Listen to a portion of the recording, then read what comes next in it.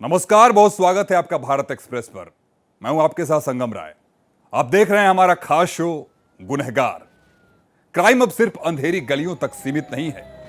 अब शातिर दिमाग कानून की आंखों में धूल झोंकने के लिए नए नए चेहरे, नए नए तरीके और नए नए हथकंडे तलाश रहे हैं। कहीं गरीब की पहचान को करोड़ों के खेल का हथियार बना दिया जाता है, कहीं जनता की सेहत के साथ मुनाफे का खतरनाक सौदा किया जाता है, तो कहीं साइबर ठग आपकी मेहनत की कमाई पर डिजिटल हमला बोल रहे हैं। गुनहगार में आज हम आपको दिखाएंगे क्राइम की 3 ऐसी तस्वीरें जो ये बताती हैं कि लालच, लापरवाही और चालाकी का गठजोड़ किस तरह समाज के लिए बड़ा खतरा बनता जा रहा है।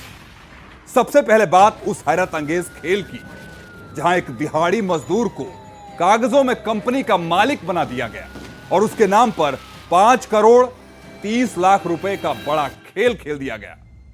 दूसरी रिपोर्ट साइबर अपराधियों के खिलाफ उत्तर प्रदेश पुलिस के बड़े अभियान ऑपरेशन साई वज्र की।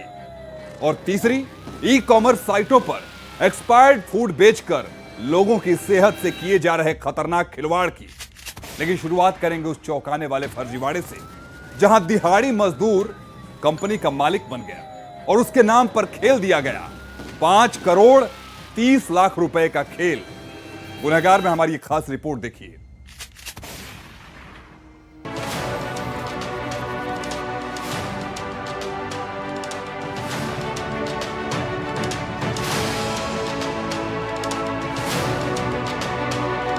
कभी कभी क्राइम की दुनिया ऐसा खेल खेलती है कि सच झूठ से भी ज्यादा हैरान कर देता है।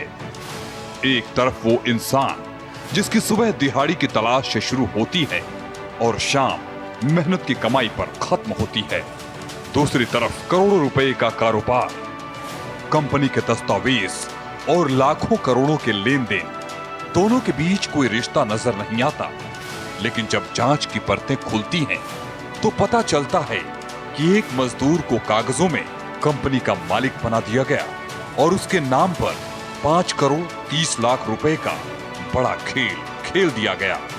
जिस शख्स की पहचान सिर्फ उसकी मेहनत थी, वही अचानक सरकारी रिकॉर्ड में कंपनी का मालिक बन गया। जिसने शायद कभी किसी बड़े दफ्तर की चौखट तक नहीं देखी, उसके नाम पर कंपनी का रजिस्ट्रेशन हो गया। और यहीं से शुरू हुआ उस खेल का सच जिसने जांच एजेंसियों को चौकन्ना कर दिया, जिसमें रिकॉर्ड खंगाले गए, दस्तावेजों की जांच हुई, बैंक खातों की पड़ताल हुई और धीरे धीरे सामने आने लगी करोड़ों रुपए के फर्जीवाड़े की कहानी। आपको बता दें, राजस्थान में पुलिस ने एक ऐसे मामले का पर्दाफाश किया है जिसमें साइबर ठगों ने एक Galaxy mining private limited company से 5 करोड़ 30 लाख रुपए की ठगी की और इसके लिए साइबर ठगों ने बेहद शातिराना तरीके से पूरी प्लानिंग कर ठगी को अंजाम दिया।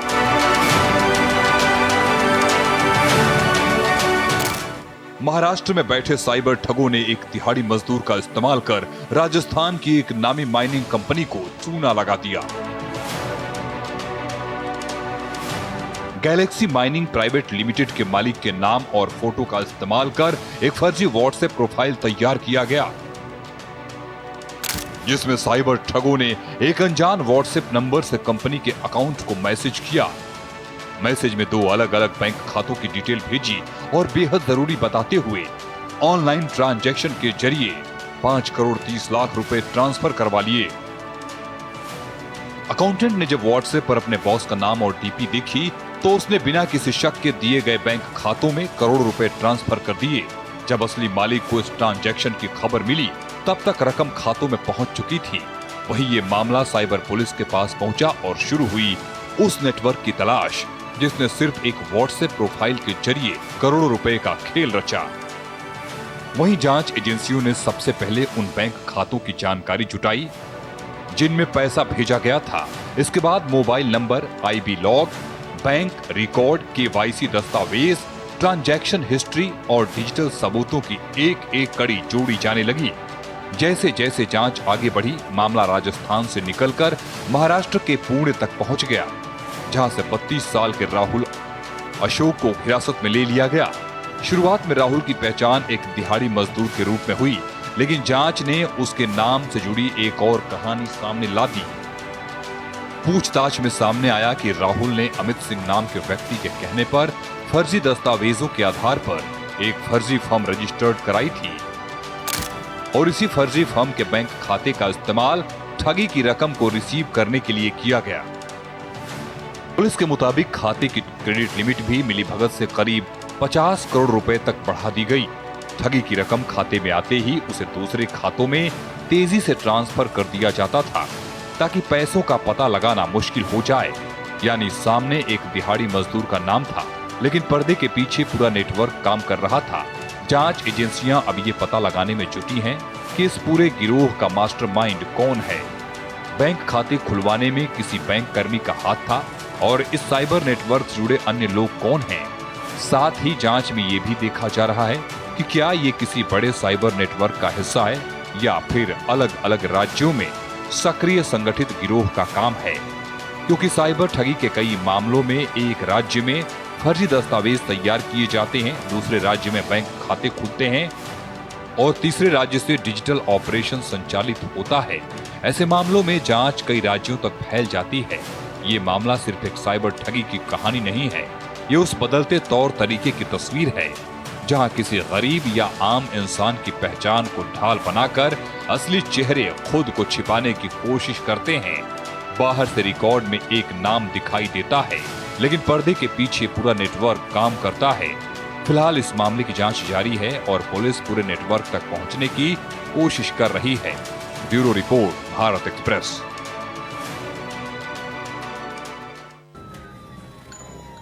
एक दिहाड़ी मजदूर, उसके नाम पर फर्जी फर्म और 5 करोड़ 30 लाख रुपए का बड़ा खेल। इस मामले ने बता दिया कि साइबर क्राइम का चेहरा पहले से कहीं ज्यादा शातिर हो चुका है।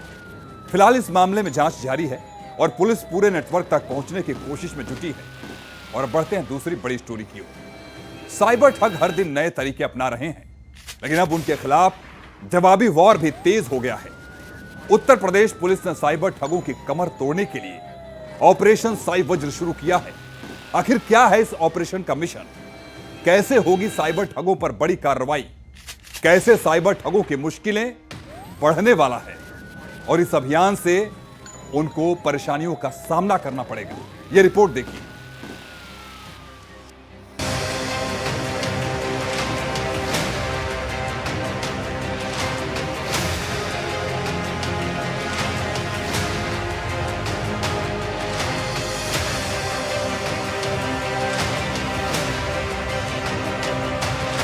मोबाइल की एक घंटी, व्हाट्सएप का एक मैसेज, किसी अनजान लिंक पर एक क्लिक और कुछ ही मिनटों में जिंदगी भर की कमाई गायब। साइबर ठगों का ये खेल पिछले कुछ सालों में सबसे बड़ी चुनौती बनकर सामने आया है। ठगी का तरीका बदला है, चेहरे बदले हैं, मोबाइल नंबर बदल जाते हैं, लेकिन हर दिन कोई न कोई आम इंसान इस जाल में फंस जाता है। यही वजह है कि अब उत्तर प्रदेश पुलिस ने साइबर ठगों के खिलाफ बड़ा अभियान शुरू कर दिया है। इसका नाम है ऑपरेशन साई वज्र। उत्तर प्रदेश के डीजीपी राजीव कृष्ण के नेतृत्व में साइबर क्राइम के खिलाफ जीरो टॉलरेंस पॉलिसी को और सख्ती से लागू करने के लिए प्रदेश भर में ऑपरेशन साई वज्र चलाने के निर्देश दिए गए हैं। ये सिर्फ एक अभियान नहीं, बल्कि साइबर ठगी करने वाले नेटवर्क के खिलाफ कार्रवाई है।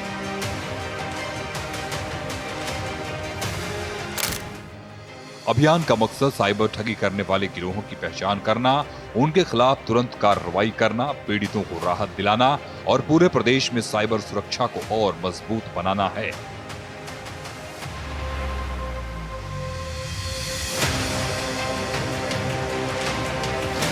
आज साइबर क्राइम का दायरा लगातार बढ़ रहा है। कभी फर्जी निवेश के नाम पर लोगों को ठगा जाता है, कभी डिजिटल अरेस्ट का डर दिखाया जाता है, कभी बैंक अधिकारी बनकर ओटीपी मांगा जाता है, तो कभी सोशल मीडिया अकाउंट हैक कर पैसे ऐंठ लिए जाते हैं। ठग तकनीक का इस्तेमाल कर रहे हैं, इसलिए पुलिस भी अब तकनीक के सहारे जवाबी कार्रवाई को और मजबूत कर रही है। ऑपरेशन साई वज्र के तहत पुलिस का खास फोकस उन मामलों पर रहेगा जहां साइबर ठगी के बाद पीड़ितों की रकम को जल्द से जल्द सुरक्षित किया जा सकता है। इसके लिए मनी रेस्टोरेशन मॉड्यूल के जरिए पीड़ितों की रकम वापस कराने की प्रक्रिया को तेज करने के निर्देश दिए गए हैं। यानी साइबर ठगी का शिकार हुए लोगों को सिर्फ शिकायत दर्ज कराने तक सीमित नहीं रहना पड़ेगा, बल्कि उनकी रकम वापस दिलाने की कोशिश को और मजबूत किया जाएगा। इसके साथ ही ग्रीवेंस रिडर्सल मॉड्यूल के जरिए उन लोगों की समस्याओं के जल्द समाधान पर भी जोर दिया गया है जिनके बैंक खाते गलत तरीके से होल्ड या फ्रीज हो गए हैं। उत्तर प्रदेश पुलिस का ये अभियान इस बात का इशारा है कि अब साइबर ठगों के खिलाफ कार्रवाई केवल शिकायत के बाद शुरू होने वाली प्रक्रिया नहीं, बल्कि अपराधियों के नेटवर्क तक पहुंचने और उन्हें रोकने के लिए पहले से ज्यादा सही तरीके अपनाए जाएंगे। उत्तर प्रदेश पुलिस का कहना है कि साइबर ठगी के मामलों में समय सबसे खास होता है। अगर शिकायत तुरंत दर्ज हो जाए तो ठगी की रकम को फ्रीज कराने और उसे वापस दिलाने की संभावना बढ़ जाती है।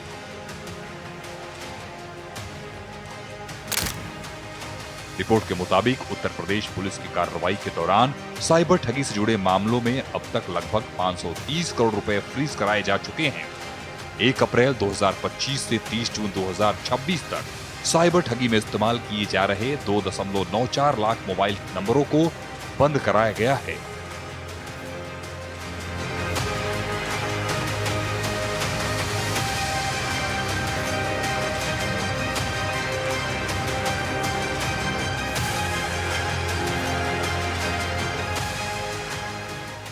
वो भी साइबर अपराध, खासतौर से फाइनेंशियल साइबर अपराध में जो पैसा ठग लिया जाता है उसमें से कितना पैसा हम फ्रीज करा पाते हैं।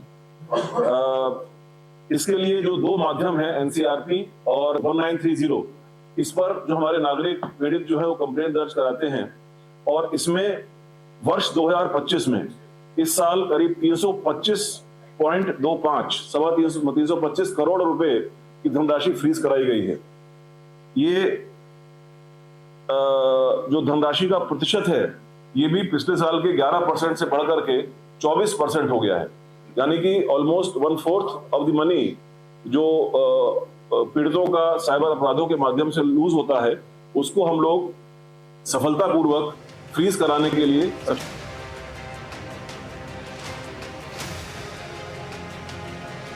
साइबर ठगी में इस्तेमाल किए जा रहे 2,94,000 मोबाइल नंबरों को बंद कराया गया है। इसके साथ ही ऑनलाइन धोखाधड़ी के लिए इस्तेमाल किए जा रहे करीब 1,81,000 मोबाइल डिवाइसों पर भी कड़ी कार्रवाई की गई। ये आंकड़ा बताता है कि समय पर कार्रवाई होने पर बड़ी रकम को बचाया भी जा सकता है। ऑपरेशन साई वज्र का मकसद सिर्फ क्रिमिनल्स को पकड़ना नहीं, बल्कि लोगों में जागरूकता बढ़ाना और डिजिटल दुनिया को ज्यादा सुरक्षित बनाना भी है। साइबर ठग हर दिन नया तरीका लेकर आते हैं, लेकिन अब उनके सामने उत्तर प्रदेश पुलिस का ऑपरेशन साई वज्र है। ये अभियान सिर्फ कार्रवाई का नाम नहीं, बल्कि एक साफ संदेश है कि डिजिटल ठगी करने वालों के लिए अब बच निकलना आसान नहीं होगा। Bureau report, Bharat express. अब गुनहगार में बात एक ऐसे मामले की जहां निशाना किसी के बैंक खाते पर नहीं, बल्कि लोगों की सेहत पर था। ऑनलाइन शॉपिंग के दौर में भरोसा सबसे बड़ी चीज है, लेकिन जब यही भरोसा खतरे में पड़ जाए तो सवाल उठना लाजमी है। घर बैठे मंगाए गए फूड आइटम अगर खाने लायक ही ना हो तो मामला सिर्फ लापरवाही का नहीं, बल्कि लोगों की जिंदगी से जुड़े खतरे का बन जाता है। ई-कॉमर्स साइटों पर एक्सपायरी डेट के फूड आइटम बिकने का खुलासा हुआ।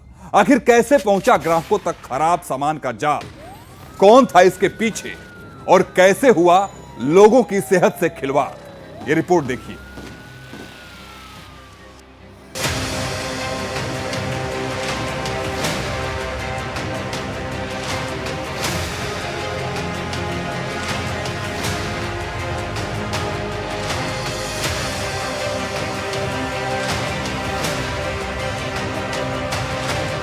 खाने की चीजों में भरोसा सबसे जरूरी होता है, क्योंकि बाजार से खरीदा गया हर फूड आइटम सीधे हमारे घर और हमारी सेहत से जुड़ा होता है।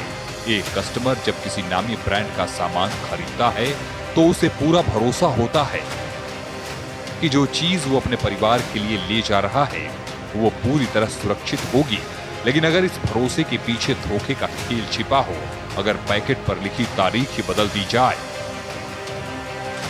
तो मामला सिर्फ नियमों की अनदेखी का नहीं बल्कि लोगों की जिंदगी के साथ खिलवाड़ का बन जाता है। दिल्ली के ओखला इलाके से सामने आया ये मामला इसी तरह के एक बड़े नेटवर्क की ओर इशारा करता है। यहाँ एक ऐसा गैंग सामने आया जो एक्सपायर हो चुके फूड आइटम्स को दोबारा बाजार में बेचने का काम कर रहा था।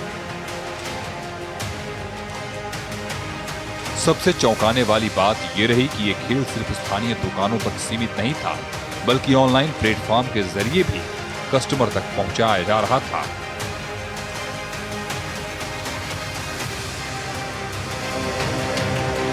उसके बाद शुरू होता था पैकिंग बदलने और तारीख बदलने का खेल। पुराने सामान पर नई तारीख वाले स्टिकर लगाए जाते थे जिससे कस्टमर को सामान नया और इस्तेमाल के लायक दिखाई दे, यानी जिस सामान की बिक्री पर रोक लग जानी चाहिए थी उसे ही नई पहचान देकर दोबारा बाजार में उतारने की कोशिश की जा रही थी। इस पूरे तरीके में कस्टमर के भरोसे का पूरा फायदा उठाया गया। पैकेट पर लिखी नई तारीख देखकर कस्टमर को अंदाजा नहीं होता था कि इसके पीछे असली कहानी कुछ और ही है। फर्जी एमआरपी, बारकोड और न्यूट्रिशन लेबल लगाकर सामान को नए पैक जैसा बना दिया जाता था और फिर इन्हें रिटेल दुकानों, मॉल के साथ साथ ऑनलाइन प्लेटफॉर्म्स पर भी बेचा जा रहा था। वहीं इस मामले की जानकारी मिलने के बाद पुलिस ने कार्रवाई शुरू तो की।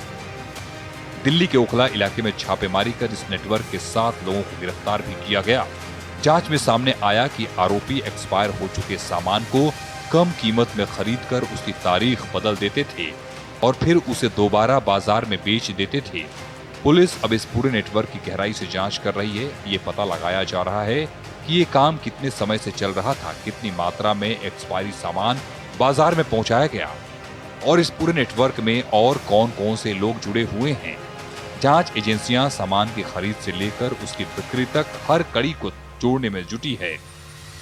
यह भी देखा जा रहा है कि एक्सपायर फूड आइटम्स कहां से लाए जाते थे, उन्हें बदलने का काम किस जगह से किया जाता था और ऑनलाइन प्लेटफॉर्म तक पहुंचाने में किन लोगों की भूमिका थी। बता दें, ऑनलाइन बाजार जितना तेजी से बढ़ रहा है उतनी ही तेजी से निगरानी और सख्ती की जरूरत भी बढ़ रही है।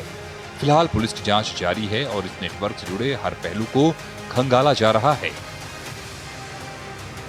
कार्रवाई का मकसद सिर्फ आरोपियों तक पहुंचना नहीं बल्कि उस पूरे तंत्र को सामने लाना है जिसके जरिए एक्सपायर सामान को दोबारा बाजार तक पहुंचाने की कोशिश की जा रही थी, क्योंकि खाने की चीजों में धोखा सिर्फ एक आर्थिक नुकसान नहीं होता, ये सीधे इंसान की सेहत और जिंदगी से जुड़ा मामला होता है।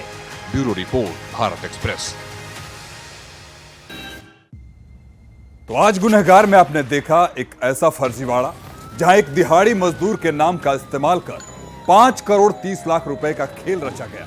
एक ऐसा अभियान जिसमें उत्तर प्रदेश पुलिस ने साइबर ठगों के खिलाफ ऑपरेशन साई वज्र के जरिए कार्रवाई का बिगुल बजाया और एक ऐसा खुलासा जहां मुनाफे के लिए एक्सपायर्ड फूड आइटम्स को नई तारीख की आड़ में बाजार तक पहुंचाने की कोशिश की गई। इन तीनों मामलों में कहानी अलग अलग थी, तरीका अलग था, लेकिन निशाने पर था लोगों का भरोसा। कहीं पहचान का गलत इस्तेमाल हुआ, कहीं तकनीक का सहारा लेकर ठगी की कोशिश हुई, तो कहीं जरूरतों से जुड़ी चीजों के साथ खिलवाड़ किया गया। फिलहाल आज के गुनहगार में सिर्फ इतना ही। फिर मुलाकात होगी क्राइम की दुनिया से जुड़ी ऐसी बड़ी खबरों के साथ। तब तक के लिए नमस्कार। आप बने रहे भारत एक्सप्रेस के साथ। Stay safe, stay alert.